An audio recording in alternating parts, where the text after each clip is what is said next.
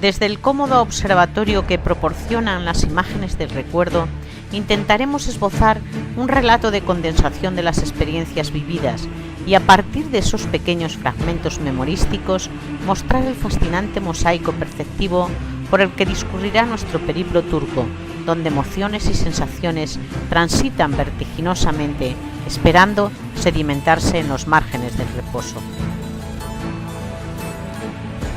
Todo nuestro recorrido girará en torno a la corpulenta y controvertida figura de nuestro guía Rafi, judío de linaje, hacedor en su profesión, buen comunicador, pero sobre todo excelente cautivador. Él coordinará, orientará y conducirá el programa hasta un final feliz. Volamos Madrid-Estambul en el vuelo regular TK-1858 de las aceptables líneas Turkish Airlines, aterrizando con 1 hora de retraso en el aeropuerto internacional de Ataturk, en el que un impaciente Rafi esperaba nuestra llegada fumando cigarrillo tras cigarrillo. Localizado después de buscarlo denodadamente entre los cientos de guías que había en Ataturk, nos condujo hacia el Hotel Black Bear, ubicado en el céntrico barrio Laleli, a 5 paradas de tranvía del centro histórico. Durante los 15 kilómetros de trayecto hasta el hotel, Rafi desarrolló un discurso introductorio del contenido del viaje, a la vez que nuestras miradas se iban posando en el aspecto un tanto descuidado de los barrios por los que íbamos avanzando. Pero afortunadamente poco a poco la ciudad va cambiando. Aparecen las primeras murallas, bordeamos el Bósforo, visualizamos el puente Gálata. Esto era otra cosa. Nos levantaremos diariamente a golpe de programa, que cumpliremos religiosamente. A lo largo de los siguientes 3 días iremos profundizando en el conocimiento de la ciudad de Estambul, la más importante del país, referente económico y cultural, y hogar de 18 millones de habitantes en incesante movimiento. Fuimos testigos de que Estambul obedece a multiplicidad de figuras simbólicas y de todas y cada una de ellas se hace cargo. No reniega ni de Constantinopla, ni de Bizancio, ni Oriente ni de Occidente, ni de ser pasado, ni por supuesto estar presente. Es el laberinto, la multitud, el caos, el hedor, la miseria, pero sin dejar de ser el olor, la armonía, el sabor, la belleza y ante todo el color y el contraste, a la vez que el puerto de la historia y el destino de los sueños. A la herencia de su ingente patrimonio histórico se le acuesta una imagen moderna, joven, vanguardista y virtual.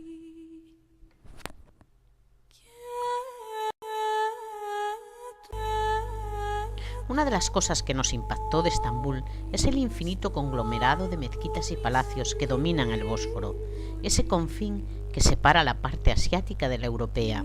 Pero sin lugar a dudas, el espacio físico que desprenderá sobre nosotros más embrujo es la zona histórica de Sultanahmet, en la que 2 soberbios edificios se miran uno al otro desafiantes, rivalizando en grandiosidad y fastuosidad.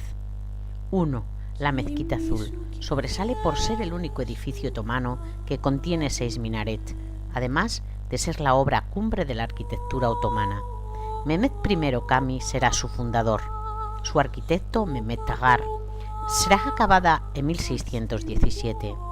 El impresionante aspecto exterior no desmerece la fastuosidad del interior, en el que miles de azulejos de color azul crean una atmósfera envolvente y mágica. Y todo ello sustentado con una ligereza espacial, como si su inmensa columna se suspendiera en el vacío.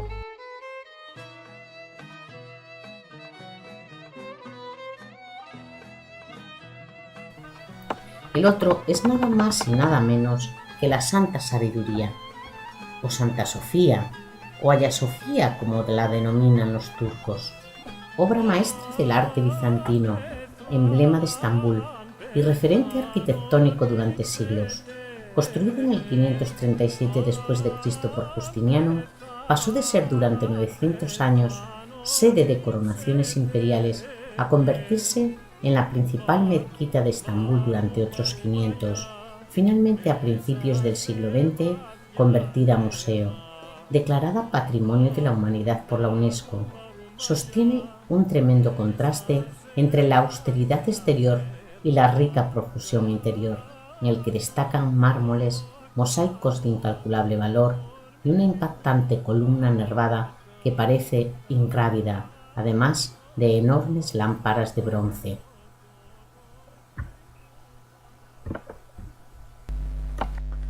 Con una temperatura realmente endiablada, nos cobijamos en ese estupendo palacio sumergido que es la cisterna de Yerebatán, obra justiniana y lugar de depósito de agua traído a través del acueducto de Valente.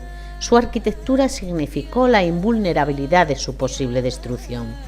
Muy cerquita de la cisterna está un inmenso museo al aire libre, área en el que los emperadores romanos gozaban con la lucha de gladiadores y con las famosas carreras de carros, quedando como vestigios de la época la columna de Constantino, el antiguo obelisco traído de Egipto y la columna serpentina.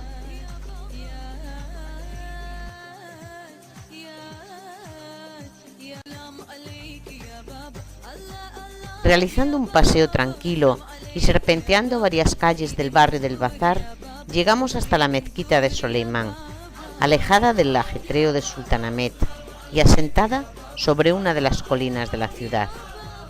Su construcción se debe a un encargo de Soleimán, el más poderoso de los sultanes, al más genial de los arquitectos del XVI, Sinan, que logró conjugar sencillez, simetría y elegancia.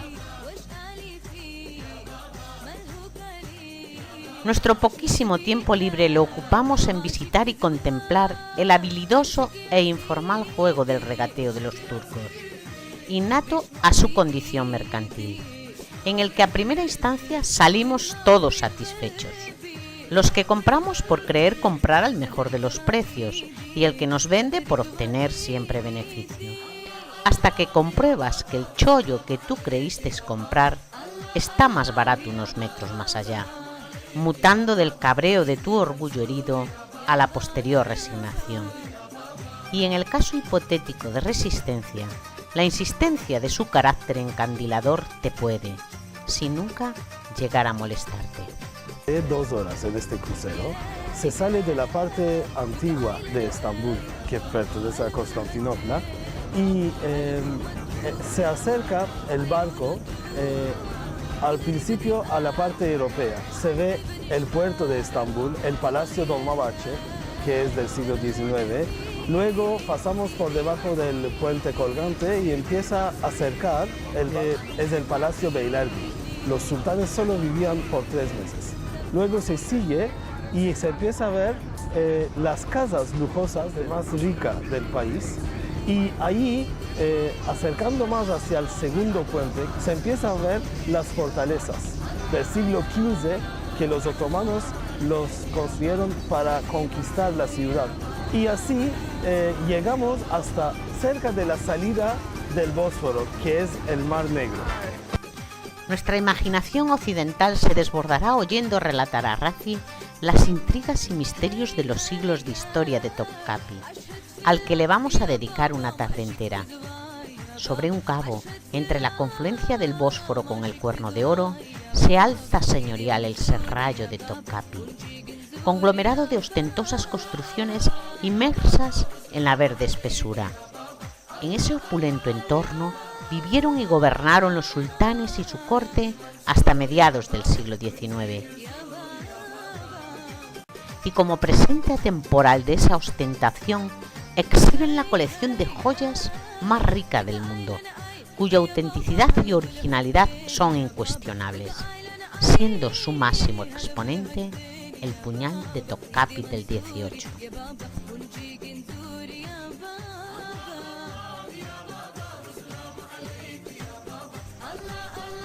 Topkapi está articulado alrededor de una serie de patios, pabellones, estancias imperiales y el harén, recinto inexpugnable, envuelto en misterio e intrigas palaciegas, tortuoso laberinto de lujo y riqueza, con más de 400 habitaciones situadas en torno a pequeños patios recónditos de largos y estrechos pasillos. En él se alojaba bajo vigilancia eunuca la madre, hermanas, hijas, concubinas y esclavas del sultán.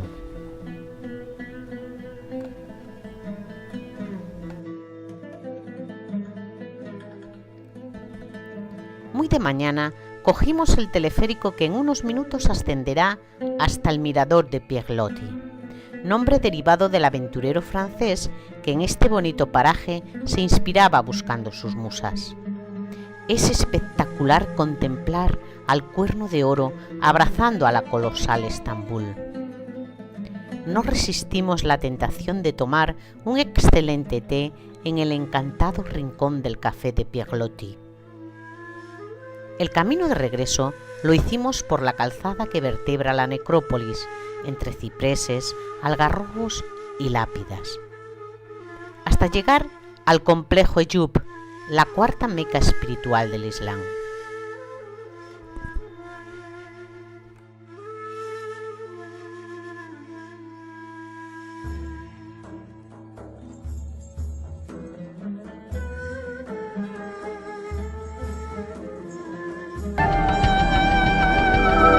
Cerca del Cuerno de Oro se encuentra el Bazar egipcio, conocido en tiempos otomanos como lugar para comprar especias exóticas y hierbas que se usaban para cocinar y como medicinas tradicionales. En Turquía, el primer plato que se suele ofrecer son los aperitivos, que se compone de muchas clases de ensaladas, legumbres y otras clases de entrantes.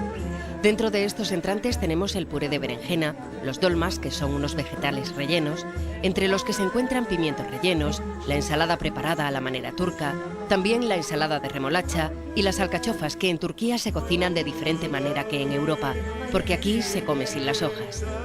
Luego también tenemos entrantes de atún, unas pequeñas empanadas de queso y el arroz, que está cocinado al estilo turco.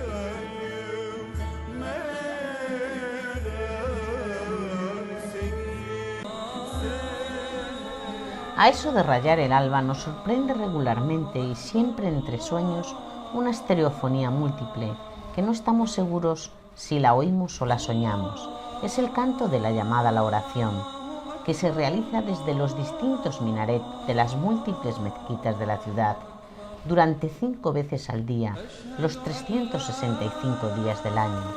El canto quiere cambiar la focalización de los sentidos mundanos y recordar a Alá. Acabaremos por interiorizarlo.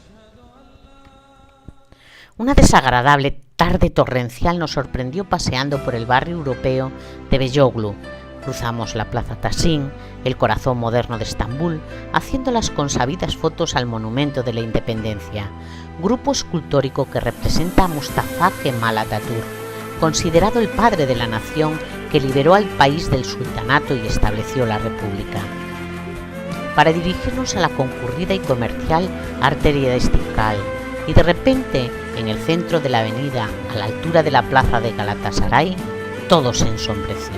Truenos, relámpagos, lluvia, paraguas rotos, vestimentas empapadas, gente corriendo de un lado para otro, buscando refugio en cualquiera de los infinitos comercios que inundan la avenida. Una vez despejada la tormenta, continuamos por la calle hasta encontrar la Torre de Gálata. Los valientes que subieron y no se amilanaron frente a la adversidad climática contemplaron con total nitidez la dicotomía perfecta en la que se disecciona la antigua ciudad de Constantinopla. Como consecuencia de la fortísima tormenta acaecida el día anterior, se cancela nuestro vuelo TK 2026 que tenía llegada a Kayseri a las 12:30, con lo cual nos vimos abocados a esperar horas y horas en el aeropuerto hasta que nos habilitaron una línea vía Ankara, y de ahí hasta Capadocia en un infernal autobús, resultando hiperagotador el trayecto, pero nuestro cansancio acumulado se compensará con la dicha de contemplar el anochecer iluminado de los pueblos del Parque Nacional de Göreme, todo un espectáculo visual.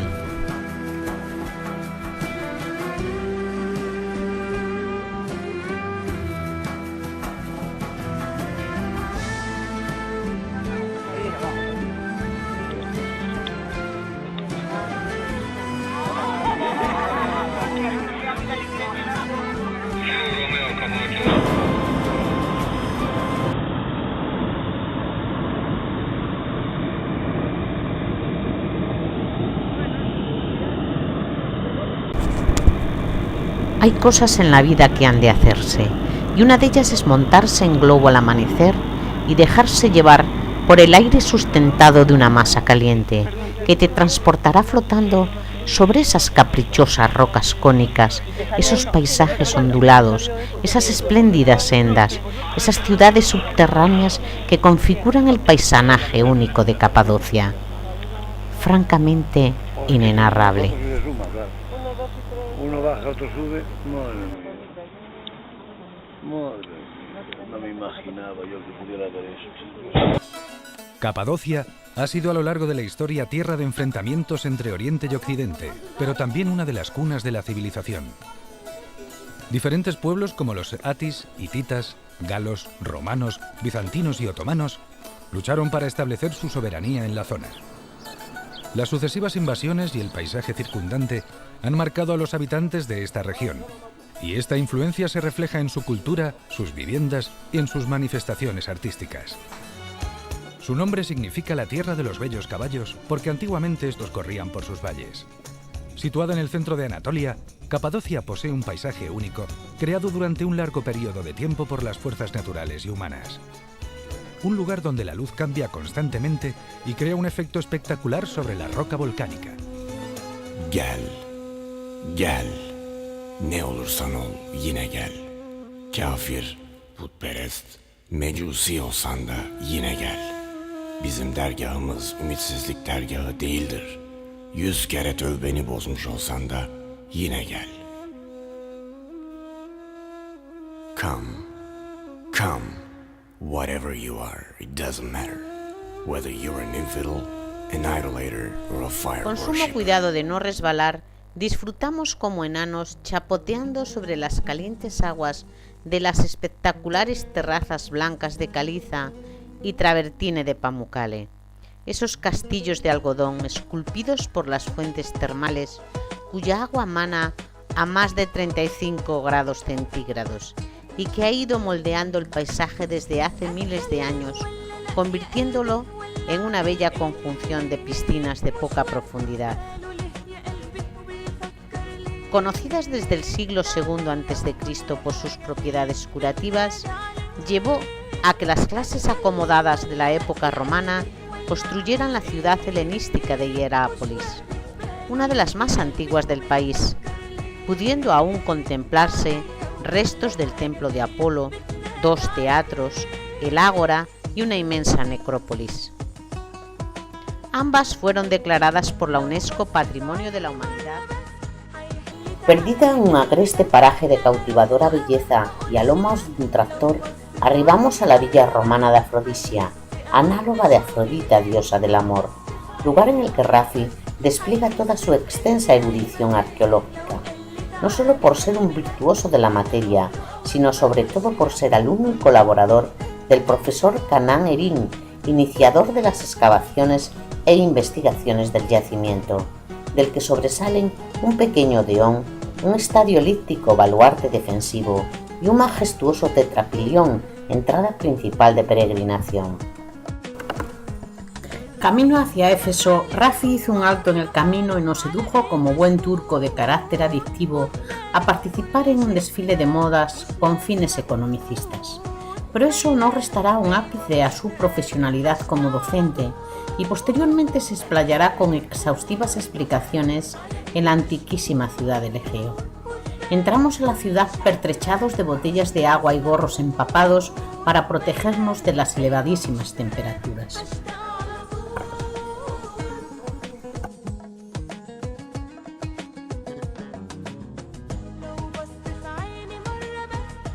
Éfeso está situada en un enclave estratégico a orillas del Egeo. Es la joya de los yacimientos arqueológicos de Turquía. Su data se remonta al siglo XI a.C. Fue fundada por los jonios, pero con el Imperio Romano llegó su época dorada. Fue la época de construcción de sus gloriosas edificaciones.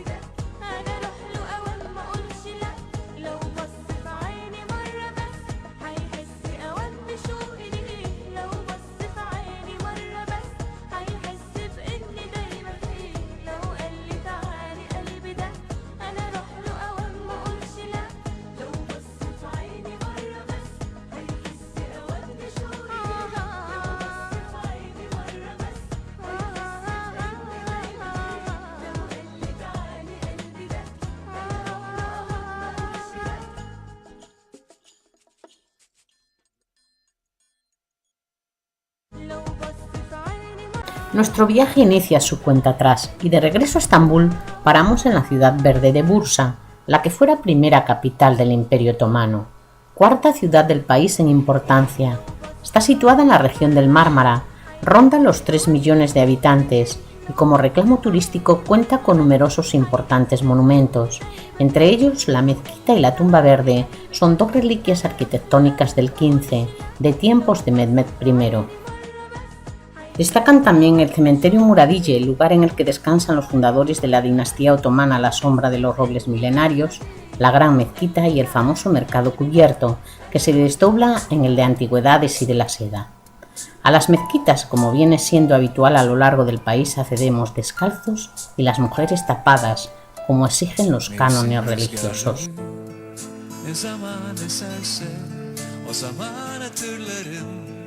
En apenas una hora cruzamos en ferry la bahía de İzmit, en el mar de Mármara, para posteriormente encontrarnos con un atasco y un tráfico descomunal de más de 2 horas a la entrada de Estambul, con lo cual dimos por perdida la tarde. Este es el tráfico de Estambul, a toda hora. El hermoso tráfico de Estambul. El último día lo pasamos en la antigua Bizancio y lo dedicamos a todo lo que habíamos dejado pendiente. Unos a las compras de última hora en esas más de 4.000 tiendas que componen el Gran Bazar.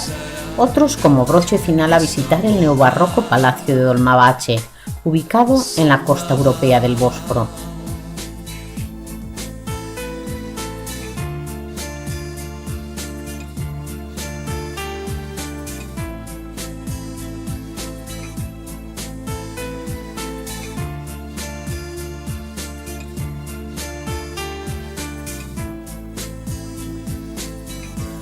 Her zaman kolay değil sevmeden sevişmek, tanımak bir vücudu, yavaşça öğrenmek, alışmak ve kaybetmek. İstanbul bugün yorgun. Dolmabahce fue erigido por Abdülmecid I entre 1842 y 1853, con un coste de 35 millones de libras otomanas. Los sultanes trasladaron la residencia a este palacio por poseer los lujos de los que carecía Topkapi y lo ocuparon hasta el 1924, año en el que se abolió el califato. En él residió y falleció el venerado Atatürk. Deslumbrantes son la escalera con balaustrada de cristal de Baccarat, el salón Maulere, del que pende una gigantesca araña de cristal, regalo de la reina Victoria de Inglaterra al sultán. Kız kulesi ve adalar, ah burada olsam çok güzel hala İstanbul'da. Sonbahar.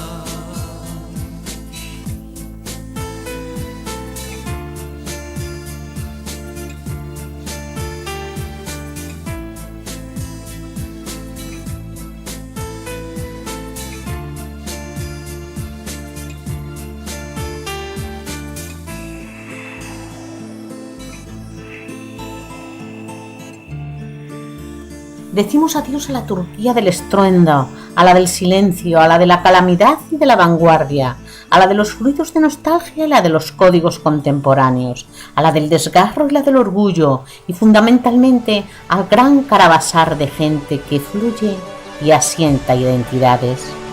Muchas gracias por seguir viajando.